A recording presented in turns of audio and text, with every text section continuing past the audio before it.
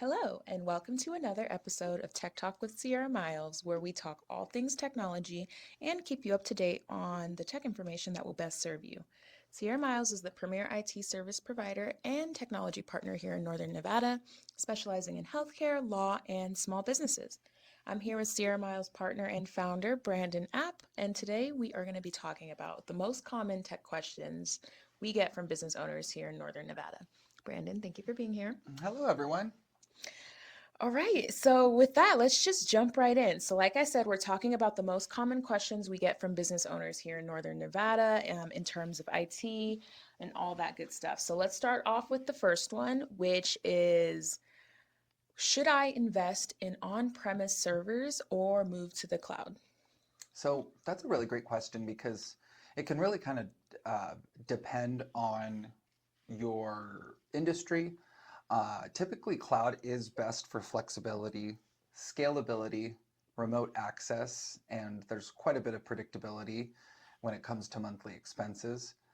But in situations where there's highly regulated environments or environments that are needing specialized hardware for access or compliance purposes, it can really depend.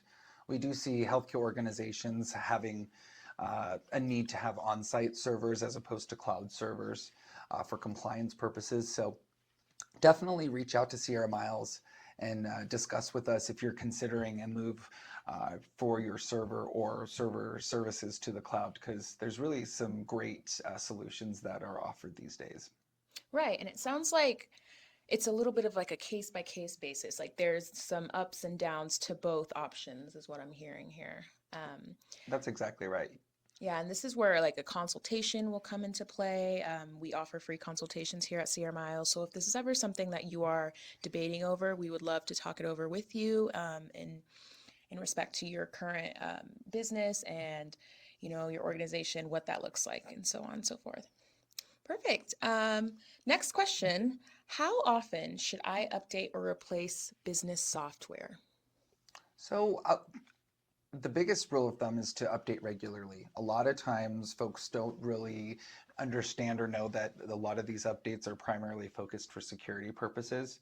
They will tie in some nice feature updates as well, but installing security updates immediately and functional updates quarterly or semi-annually is a typical recommendation. So if you don't have a service provider that you work with that is able to implement those upgrades for you and work with your provider, it's important to work with someone who knows kind of how your proprietary software works if that's what you have.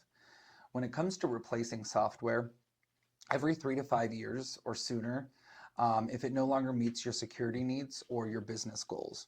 So it's always good to do an assessment every few years to determine if maybe there's features or products that your current provider is providing that could be changed or leveraged to increase operational efficiency.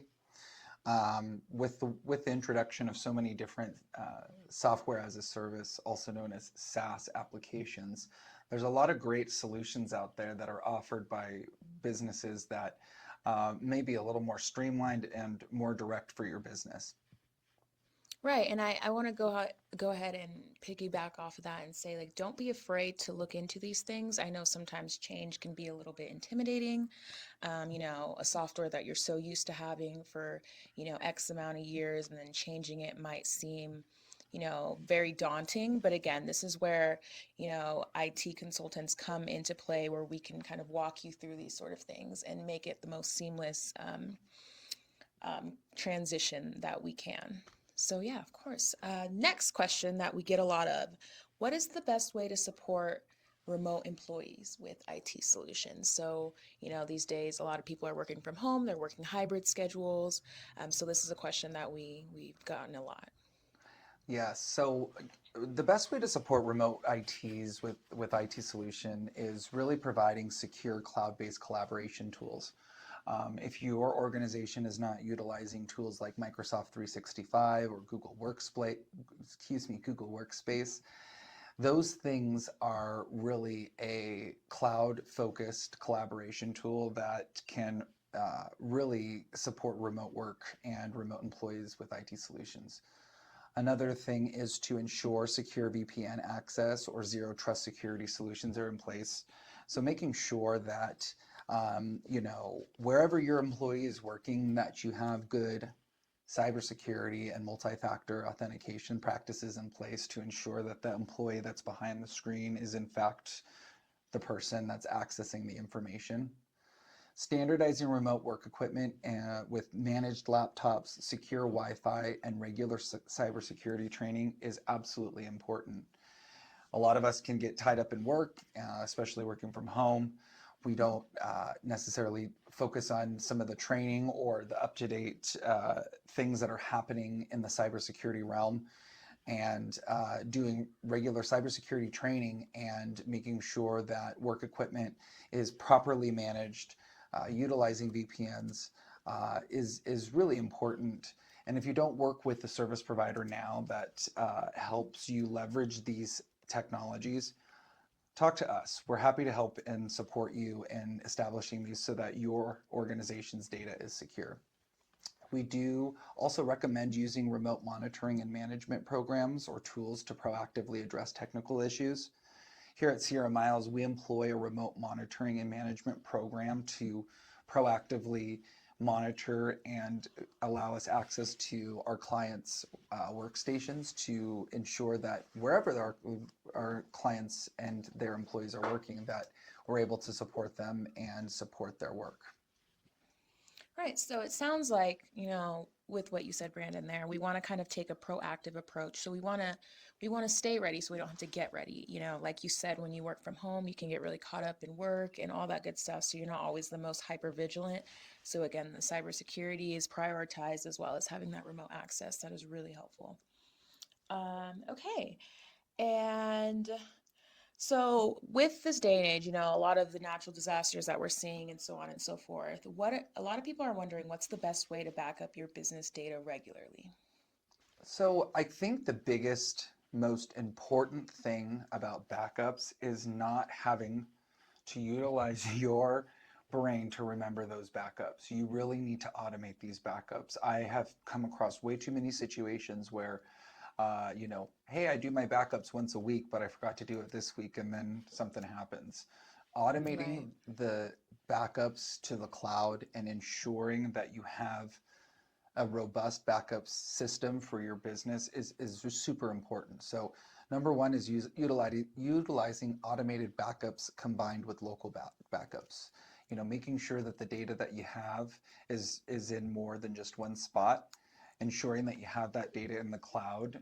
You don't know if your business is going to burn down. Fire, flood, natural disasters can impact the premises of your location, particularly if you're in a industry that is subject to data regulations like healthcare. That is something that's required. And having the backups in place that is verified and regularly tested against disaster recovery plans is something that not only do we offer here at Sierra Miles, but it's incorporated in our managed services. So the best way to ensure that your data is backed up is by following these key rules. And if you don't work with an IT service provider uh, to accomplish this on an automated basis, it's definitely something that you should focus on and look at. Right. Right. So automation is key. Like you said, you want to have a backup in place that you don't have to think about. You don't have to go in and manually take care of. So kind of having like a passive backup situation is probably the most consistent and like the most reliable. And then like you mentioned, having access in more than one place. So all really, really great points. Um, Next question being, how do I ensure my employees follow cybersecurity best practices? So I know, you can do all the training, you can put all these things in place, but your employees are kind of your first line of defense. How can you get them to follow these practices? That's a really good question because I think a lot of businesses look at IT as strictly tools and technology, and there's people in play here too. Implementing regular training on cybersecurity awareness and incorporating that into your culture is something that is really important for businesses to ensure that employees follow the cybersecurity best practices. Here at Sierra Miles, we actually implement a training program that allows and sort of scores each of the training that is being done, and it actually turns into a competition for some of the employees and some of the clients that we work with. And what's great about that is that it gives us an opportunity to gamify it, make it a fun situation where folks are getting their training, achieving and understanding the things out there that can impact your business, and ensuring that everybody actually follows the cybersecurity best practices. Another part of that is also defining policies and procedures within your employee handbooks as a part of your culture and as a part of your employee requirements. And working with an IT provider that provides regularly simulated phishing tests to make sure and test that people aren't clicking on things or actively looking at and utilizing the training that tells them to check emails and things like that for where they're coming from and specific keywords. Those are going to be great ways to ensure that employees follow cybersecurity best practices. If you don't currently have a training program or a cybersecurity provider that you work with to fill that gap of the human element, I often say a lot of times in consultations that technology can take a chunk of protecting you, but there's a human aspect at the end of the day that needs to be incorporated. And so ensuring that employees follow cybersecurity practices it starts from the top up, and it starts from a company culture of reinforcing good practices with regular reminders and accessible resources. Right, and I do want to reiterate, like what you said, it comes from the top. So demonstration from the top, the leadership taking these trainings very seriously, investing in training programs, and like you said, Brandon, just having training embedded in the company culture really, really does make a huge difference.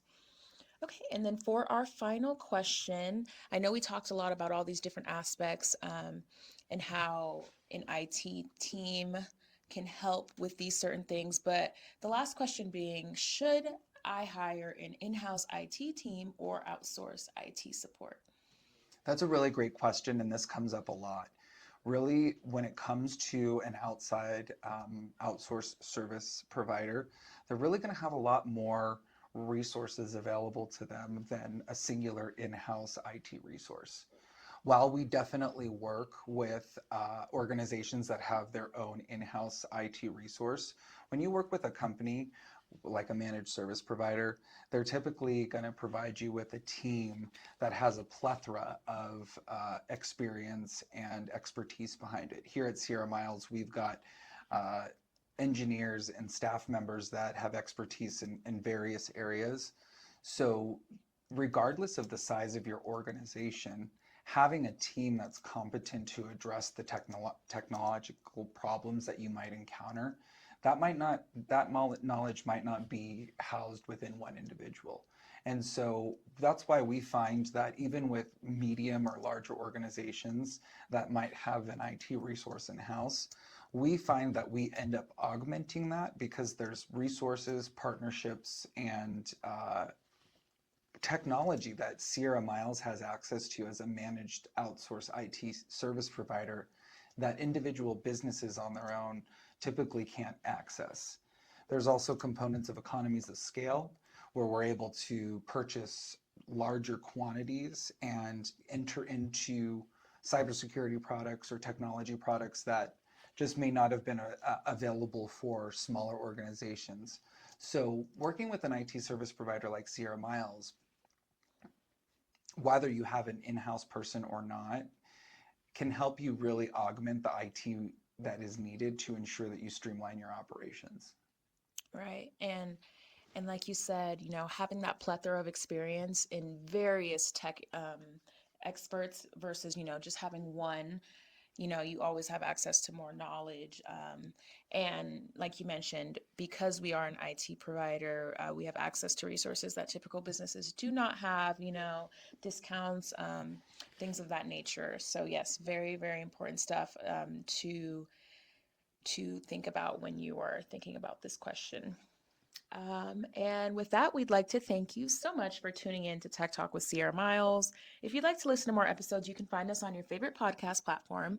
Stay connected with us on social media for more tech updates. And if you're interested in partnering with us or getting more information about Sierra Miles as your managed IT provider, please contact us at info@sierramiles.com or give us a call at 775 420 4224. Take care, and we'll see you in the next one.